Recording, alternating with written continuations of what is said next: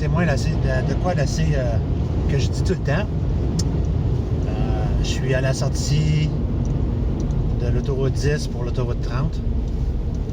Juste avant d'arriver sur Grande Allée, j'ai un épais... Ouais, actuellement, j'ai deux épaisses, parce que c'est deux madames.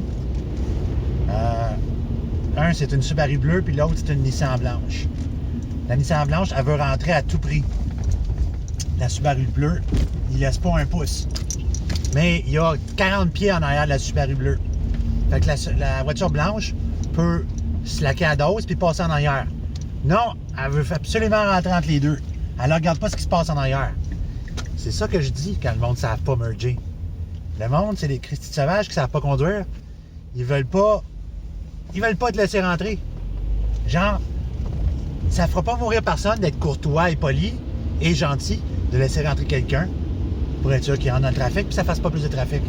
Là, ces deux madames-là sont pris pour se tasser sur le bord de la route, créer encore plus de trafic, remplir un constat de lumière parce que l'autre, elle l'a accroché. Elle ne pouvait pas attendre 2 secondes ou regarder ce qui se passe en arrière. C'est le genre de situation niaiseuse de même que le monde se mette dedans parce qu'ils ne comprennent pas que sa route, il faut que tu respectes les autres et que tu sois courtois. Il me semble que c'est pas compliqué. Comme j'ai dit hier, j'embarque sur le pont Jacques-Cartier, je sors de l'île, je reviens du casino, je sors de l'île Sainte-Hélène, j'embarque sur le pont Jacques-Cartier, t'es supposé de rouler à 50 km/h. Le camion que j'ai, il fait de 0 à 60 en 3 secondes. Fait que dès que je vois qu'il y a après une quinzaine de mètres devant moi de libre, j'embarque sur la route puis je clenche. En 3 secondes, je suis rendu à 68 km/h. Mais le gars en arrière de moi, il a trouvé moyen de me klaxonner après puis faire de les gesticuler parce que c'est comme je l'ai coupé. Mais d'où tu roulais pas à 50 km/h? Tu respectais pas la limite de vitesse. Ça, c'est pas mon problème. Si tu sens, si j'ai fait mal à tes sentiments parce que je t'ai coupé. Ah, ah, ah, bouh! Je sais pas si tu le sais, là, mais mon truck roule plus vite que ton petit Honda. Donc, en aucun cas, j'ai été en infraction. Je dis, quand tu arrives sur le pont Jacques-Cartier et tu vois le monde qui veut rentrer, d'un, tu es supposé rouler à 50 km/h. Si tu vois quelqu'un qui veut rentrer sur le pont Jacques-Cartier à partir de l'île Sainte-Hélène, laisse-le rentrer. Ça ne te fera pas mourir 5 secondes de plus. Puis ça va faire sa journée à lui parce qu'il n'aura pas eu de problème à embarquer sur la route. C'est un des gros cancers du monde, apprendre à merger. Laisser passer le monde. Ça ne fera pas mourir personne de laisser passer quelqu'un. Il me semble que c'est pas compliqué.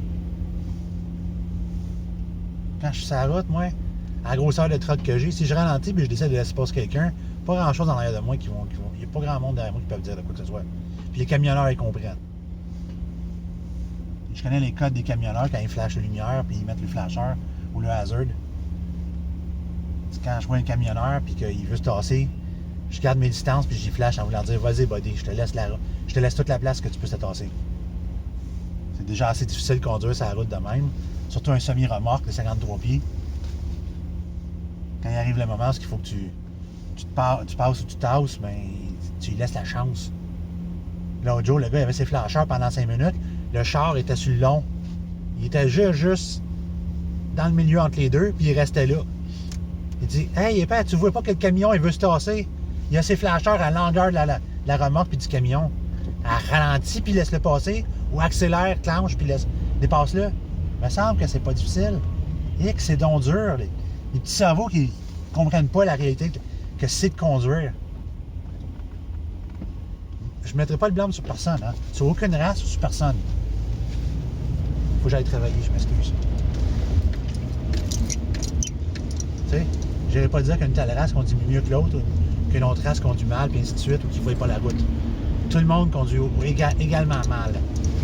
Je suis sur la route à la semaine longue, je devrais le savoir.